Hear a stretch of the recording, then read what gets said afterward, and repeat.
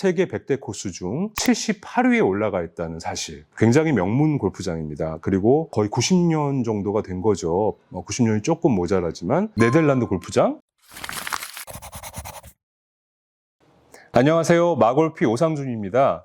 오늘은 제가 쓴 40일간의 골프 성지순례 유럽, 아일랜드, 그리고 영국 편에서 네덜란드 골프장을 소개해 드리려고 해요. 자, 여러분, 네덜란드 하면 우리 생각나는 게 몇 가지 있어요. 저는 원래 건축을 공부하다 보니까 네덜란드 하면 건축가가 생각이 나네요. 예를 들면 램 콜하스, 위니마스, 윌 아렛 같은 그런 세계적인 건축가들.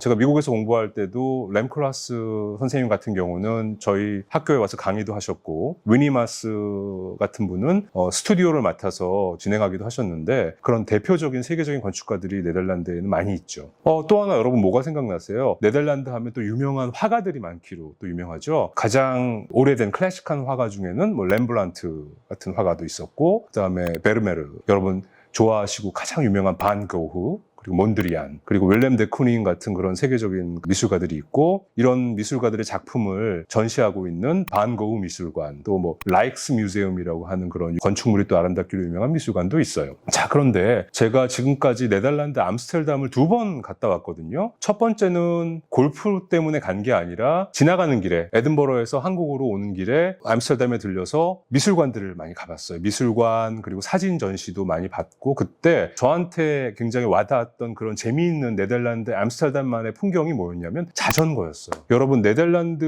국민들이 자전거를 얼마나 생활 필수품으로 쓰고 다른 나라 사람들에 비해서 자전거를 얼마나 사랑하는지는 네덜란드 가보신 분들 여러분들 다 아실 거예요. 저는 네덜란드 사람들이 굉장히 실용적인 문화를 갖고 있는 사람들이라고 이렇게 알고 있었는데, 그 중에서도 그들의 자전거 사랑은 너무너무 대단합니다. 또 그들의 패션 센스를 보면 굉장히 일반적인 우리 옷을 입은 것 같기도 하지만 색깔 매칭을 굉장히 잘했고 유니크한 그런 옷들을 입고 가는 사람들이 있었어요. 더 재미있는 사실은 그들의 자전거는 지극히 평범하다는 거예요. 그들이 몰고 다니는 자전거는 그냥 편리하고 아주 저렴한 우리나라 삼천리 자전거 같은 그런 자전거, 검정색 자전거를 그냥 몰고 다니는데 우리랑은 너무너무 좀 다른 문화이다라고 생각이 들었어요. 그래서 네덜란드 사람들이 이렇게 자전거를 좋아하고 실생활에서 너무너무 잘 쓰고 있구나, 그런 어떤 감동을 받았습니다. 자, 이제 골프장 얘기를 제가 해볼게요.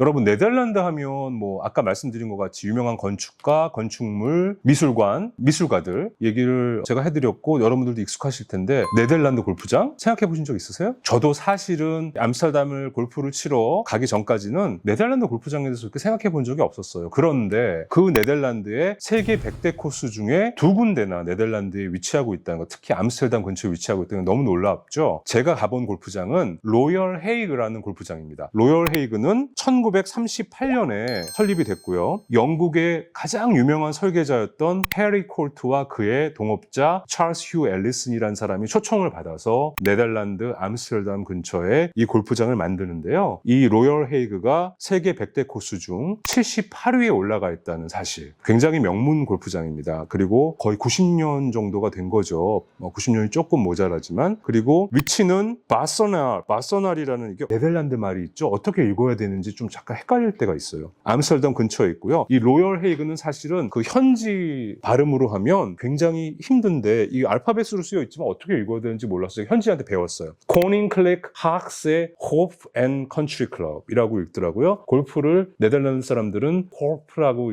읽는 것 같아요. 그래서 G 발음을 굉장히 콧소리를 많이 넣어서 하는데, 그런 골프장을 제가 가봤습니다. 처음에 이 골프장을 저한테 이제 섭외해 준 친구는 저랑 오랫동안 알고 지냈던 딕 고머라는 그 골프 매거진의 패널리스트로 오랫동안 활동했던 그런 친구예요. 그런데 이 딕이 제가 연락을 했더니 준, 너랑 너무 같이 골프 치고 싶은데 우리 골프장에서 내가 굉장히 중요한 비즈니스 딜이 있어서 그때 이태리를 가야 해. 그래서 내 친구를 소개해 줄게 해서 핸드릭 캠피온이라는 친구의 이메일 주소를 알려줘서 제가 그 친구랑 컨택을 하기 시작했어요. 그래서 로열 헤이그에 갔던 그날 저는 클럽하우스에 이제 걸어 들어갔죠. 아는 사람 사람 아무도 없고 이 사람들이 이제 아시아에서 온 저를 굉장히 호기심 어린 눈으로 지켜보기 시작했어요. 입장하자마자. 제가 핸드릭 캠피오니를 찾기도 전에 핸드릭이 저를 먼저 알아본 거죠. 뭐 당연하죠. 뭐 아시아 사람도 저밖에 없었으니까.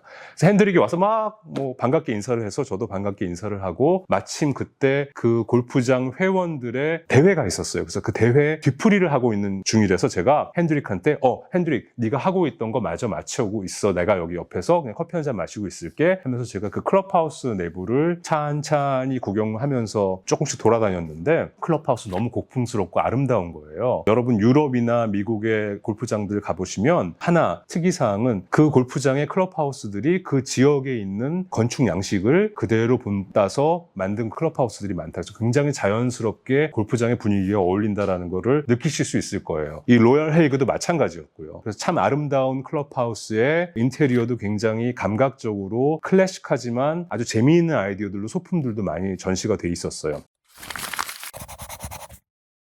자, 드디어 제가 핸드릭 캠피오니와 그 친구와 함께 셋이서 골프를 치러 나갔습니다. 로얄 헤이그예요. 세계 78위 유명한 골프장, 거의 90년이 가까운 역사를 지니고 있는. 자, 그런데 비가 너무 많이 왔어요, 그날. 그래서 우비를 입고 전부 같이 골프를 치기 시작했는데, 이 로얄 헤이그 골프장은 굉장히 유명한 것 중에 하나가 블라인드 샷이 많아요. 티잉 그라운드에서 페어웨이로 공을 칠 때 언덕이 앞을 가리고 있어서 그 언덕을 넘겨쳐야 하는, 그래서 언덕 위에 꼭대기 정점에 말뚝이 하나 탁 박혀 있는, 그래서 그 말뚝을 넘겨치세요 라고 하는 그런 요구를 하는 굉장히 어려운 홀들이 많은데, 왜 그럴까요? 대한민국에 만약에 그런 코스가 있다면 그 앞에 있는 언덕을 싹 치워버리고 탁 트인 페어웨이를 만들어 놨을 텐데, 여러분 90년 전이나 100년 전에 만들었던 골프장들은요, 그때는 기계로 불도저로 산을 깎아버릴 수가 없었어요. 그래서 사람들이 말에 쟁기를 걸고 이런 언덕들을 만들기도 하고 조금씩 다듬기도 했는데, 그렇기 때문에 거대한 이런 언덕들이 나왔을 경우에는 없애기보다는 넘겨치는, 그래서 어떻게 보면 조금 더 친환경적이라고 할 수 있는 그런 골프장들을 많이 만들었거든요. 그래서 이 로얄 헤이그는 그런 홀들이 많기로 유명하고, 그렇기 때문에 난이도가 높기로 유명해요. 또 하나 특이점은 로얄 헤이그 골프장에 자생하고 있는 그런 나무나 관목들이나 이런 것들이 현지에 있는 나무들과 관목들이기 때문에 굉장히 자연스러운 그런 조경을 뽐내고 있다. 그래서 어떻게 보면